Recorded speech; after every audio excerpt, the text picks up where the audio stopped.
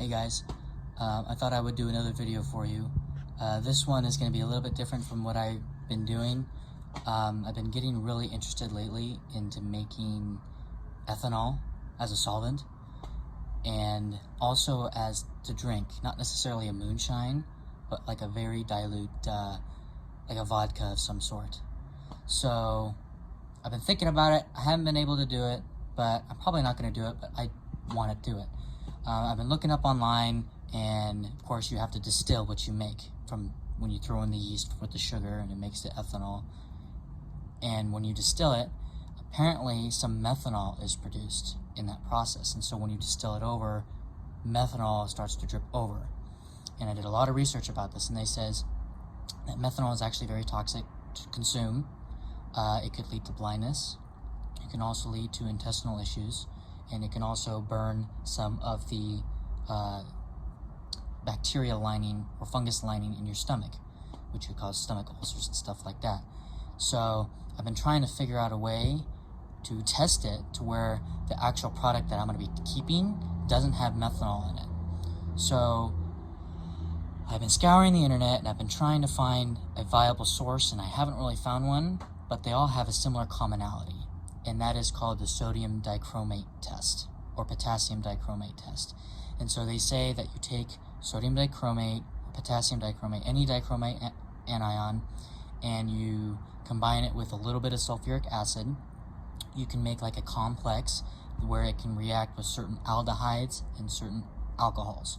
So a lot of these websites and people were saying that it'll react with the methanol, but it won't react with the ethanol, and therefore it'll tell you if you have any methanol present.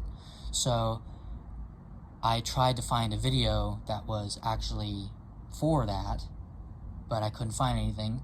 So I figured I would buy the materials myself and test it out myself. So let me show you what I used. So this is what I used. I know my camera is a little bit blurry. The case that I have is a little scratched, and so it makes it a little bit blurry. I apologize for that quality in advance. Anyway, here we have our sodium dichromate. When you get sodium dichromate, it is actually very corrosive and very toxic. So if you do end up handling it, make sure that you have all the proper safety equipment required. I have myself here some gloves to protect myself, a mask of some sort, just in case there's any dust present that you don't breathe it in, and also some goggles to protect your eyes from any dust that may occur. So that's with that. And please try not to use too much of it and play around with it, because it is very dangerous, so just be careful around that. Here we have some sulfuric acid. This is the only form that I could really buy it in, but that's it. Just be careful. It is very actually corrosive too, so just be careful around that. You also have some distilled water to make your dichromate solution that you can get anywhere. You can pick any form of alcohol or booze that you want to do. It would be better to use some type of base, which is ethanol and water, because that's what you're going to be distilling off. But in theory, you can use any form that you like. I just chose this because this is what I had on hand. Any vodka or any type of ethanol source will work. And then here we have our methanol, which this is the only form I could buy it in, but this is anhydrous methanol, which is perfect because it doesn't have any water present, which is good. So the source of it is to mix a very small amount of your sodium dichromate with a very small amount of this, but about equal in amount of what you put in here. And then you mix it together, of course, in solution with your distilled water, and then you add a few drops of your ethanol or your methanol. So let me put on my PPEs and let's do it. All right, so we're about ready to begin. I had 2 tiny beakers because that's all you need. I would have used test tubes, but I don't have any test tubes, so I just use these mini beakers. So we have our ethanol and we have our methanol. So I already made our test solution. I just did a test run before I made this video, and here it is right here. Like all I said, all you need is a very small amount of your sodium dichromate. I suggest using maybe about this size, maybe even half of that, as compared to this size. That's about how big it looks. So just a very small amount. I would use doesn't matter how much water you put in there, you just want to whatever makes you feel comfortable. And then after that, you just add maybe a milliliter or 2 milliliters of your sulfuric acid and you're good to go. So to start, what you want to do is you want to put this here, and you don't need much. I suggest using all of it because it helps transform the chromium into its toxic form, from its toxic form, excuse me, into a more stable form. So I suggest using every single ounce that you make. So there's our methanol, and here's our ethanol. Okay, there's a little bit left in the here.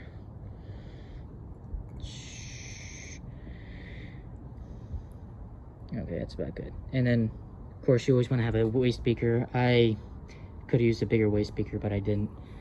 So then just take the rest of that and put it in there very carefully. There we go. All right, so put that back over here. Now we're ready to get going. So we're gonna take our ethanol, get this open with one hand, like this. Okay, and let's see if I can do this one-handed. Shove this sucker in there. Did it make it? It did make it.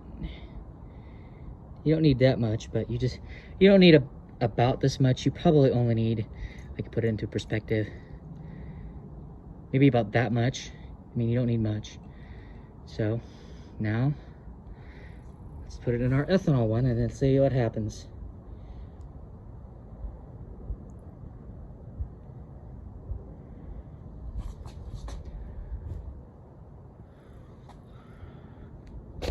And then if you're going to stir it, I would suggest using the dropper you use with the dichromate solution first. So stir it. It's starting to become a little bit darker, a little bit greener. Okay, good to know. So that was our ethanol. Remember, that was our ethanol. All right, now let's try our methanol. Let's try our methanol. I'm going to set the camera down because I'm not going to be able to open this up with one hand.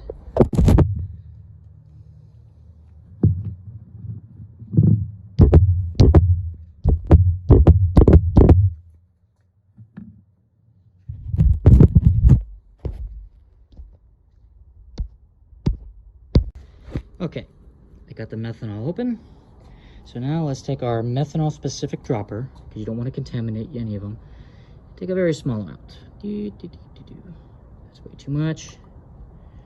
There we go. That's about good enough.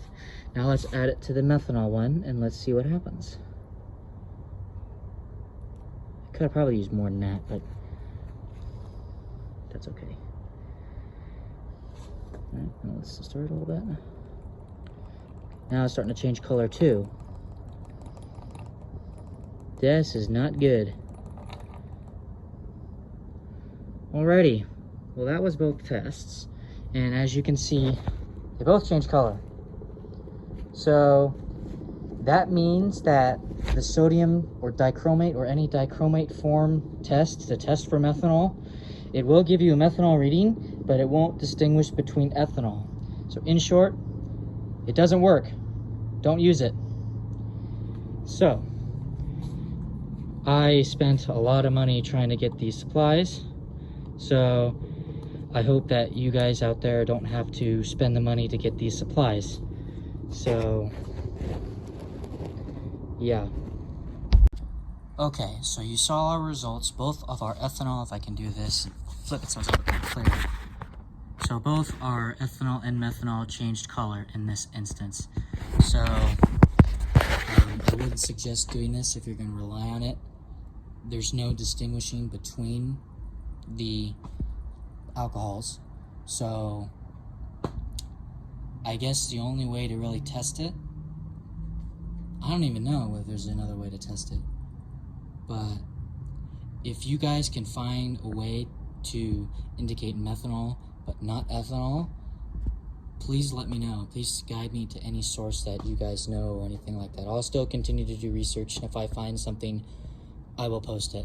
I did read up on one thing that it says there's a flame test where if you take ethanol burns, I think it says a blue color, I'm not sure, and then methanol burns like a yellow color. I'm not sure. I may test it, but in order to test it, I have to have a little bit more concentrated ethanol because it won't catch fire. So, yeah. A little bit about the cleanup here. Just make sure that when you're done, I would suggest adding a little bit more ethanol, a little bit more methanol to each of your solutions, just to make sure that all the dichromate ions were destroyed. And then to dispose of it, chromium is a little toxic to the environment. It's not safe to really pour down the drain, but since we're talking a very, very small amount here, it probably won't do much. But if you're really crazy about the environment, I would suggest pouring it in like a dirty planter or some type of dirt or something like that. Throw it in the ground or something. I mean, I'm not a master chemist. I can't really transform the chromium into something that's more safe. I don't really know how to do that. So if you do end up pouring it down the drain, just make sure that you, again, add plenty of your ethanol and methanol to destroy the chromate ions, and then just flush it down with lots and lots and lots of water. And that's about it. I hope you guys enjoyed this video. I hope it was very helpful for those who like to distill. And just to reiterate, our takeaway from this video is that the sodium dichromate test, or any dichromate test, does not work. It does not distinguish between ethanol and methanol. And with that, I will end it. Thank you very much for watching.